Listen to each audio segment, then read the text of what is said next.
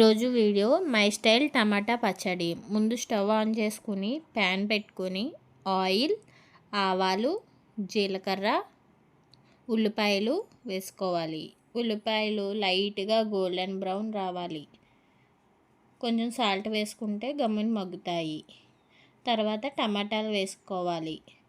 టమాటాలు కూడా లైట్గా మగ్గాక చింతపండు, పచ్చిమిరపకాయలు వేసుకోవాలి. ఇప్పుడు రుచికి సరిపడా సాల్ట్ వేసుకొని కొంచెం మూత పెట్టి మగ్గించుకోవాలి. మగ్గించుకున్న చల్లారిపోయాక మిక్సీ చేసుకోవాలి. లాస్ట్లో వేసుకోవాల్సిన పోపు దినుసులు చూద్దాం. ఆవాలు, జీలకర్ర, మినపప్పు, ఎండుమిర్చి. ప్యాన్లో ఆయిల్ వేసుకొని ఇందాక తీసుకున్న పోపు దినుసులు అన్నీ వేసుకొని కరివేపాకు, ఇంగువ కూడా వేసుకోవాలి.